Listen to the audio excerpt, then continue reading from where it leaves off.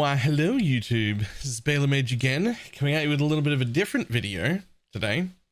I had noticed both in my chat and in some comments on YouTube videos, not just mine, but also on many other YouTubers' videos. There were comments on Sushi's YouTube and comments on Fubgun's YouTube and comments on a few different YouTubes just being like, I don't think Scarab blocking actually does anything. And the theory that a bunch of these different comments were doing from different people was that blocking Scarabs actually just deleted those Scarabs rather than giving them the opportunity to re-roll into a good Scarab that we wanted.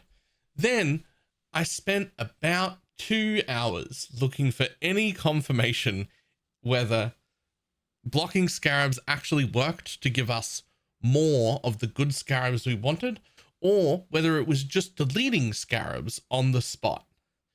And while I could find people who swore both were true, I couldn't find anyone that did any data or showed anything, just people saying it worked and people saying it didn't work, which was useless to me.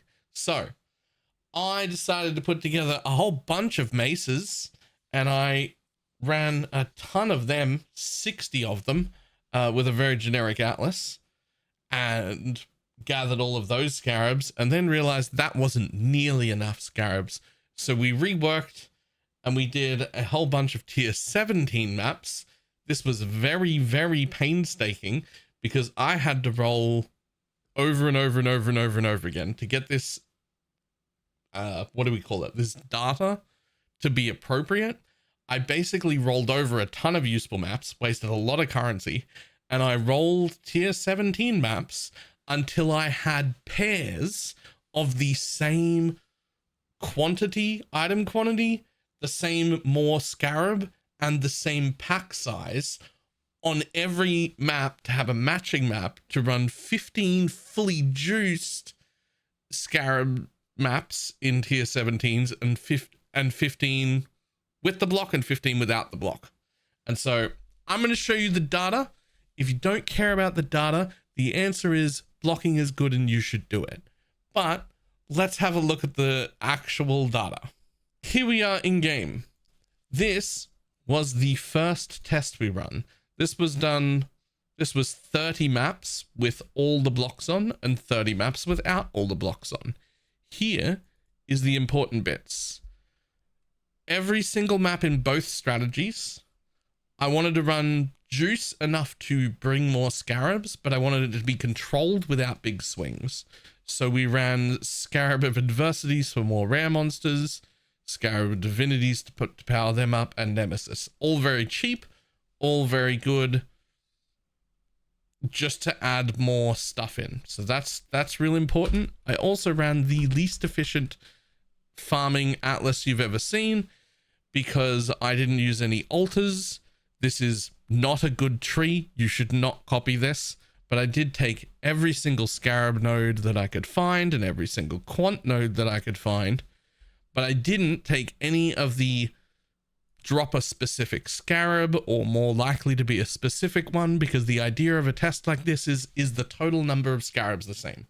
The theory was if these block nodes just deleted Scarabs, we should see 35 to 40% less Scarabs overall. What actually happened after 30 on each set is that on the no block atlas, we ended up with a total of 265, and on the block all we ended up with a total of 286. And I was like, oh no, I've wasted so much time. I've run 60 maps. That is not nearly enough Scarabs to be relevant. So the next thing we did instead was run the same atlas with no altars, just the quantity and the same Scarabs on juiced tier 17 maps. So they all looked like variations of these maps right here. Every single one of them. So we were looking at 100 plus more Scarab, 120, 130, 140 more item quantity, and big high monster pack size. The important bit here is that I rolled a whole bunch of extra ones, wasted a ton of currency, and I kept rolling them until I had 2 full sets that had matching amounts of item quantity, more Scarab rolls, and pack size. So I had a full set of 15 of just matching maps. Not just good enough to run, but matching well enough that I could actually get the data. This is when we get some real data, where we run 15 proper juice maps that drop an inventory and a half full of chaos per map in a very controlled manner. So, this is what I ended up with.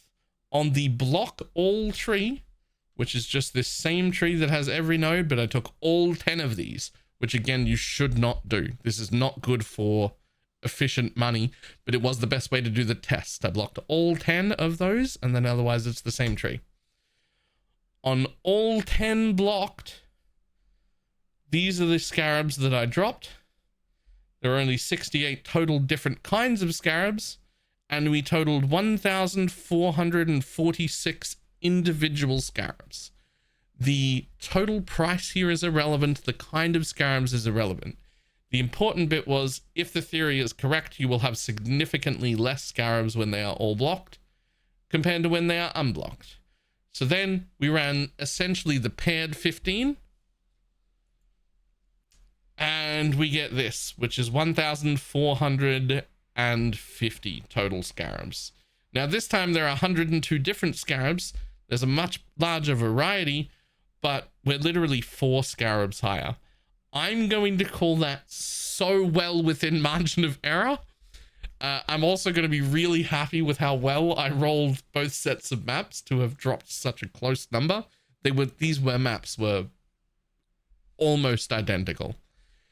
So I will link all 4 of these spreadsheets if people care, but essentially this is just telling us what we already thought was correct. The only difference is I couldn't find any data that backed it up, and I was seeing comments. Not a ton of them, but enough comments from different people that were questioning it. I couldn't find any data at all, so I decided, screw it, I'm going to be the data person today. I'm going to spend the whole day testing this and find out whether it's true or not, because if it was true, it would save us a whole bunch of passive points on a whole bunch of different trees. We would have had to rework a bunch of endgame things. It would have been a big shift in how we do passive trees. Turns out, all the people who are questioning it, wrong.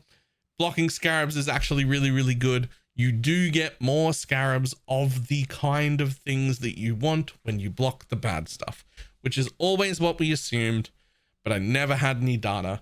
I couldn't find any. Now we have some. I hope that's enough for everyone. This is a little bit of a different kind of video, but hey, I did spend like 11 hours today coming up with all of this and making sure it was all perfect and all the data was recorded. So I felt like I had to tell YouTube about it anyway, even though it's essentially a null data point. I spent all this time testing it just to find out that we've been doing it correctly the whole time. But it still put my mind at ease. And if anyone has ever been thinking, oh, I wonder if these actually work, they do. You should use them. It is good. Enjoy some spreadsheets. That's all I have for today. I will see everybody next time. Bye-bye.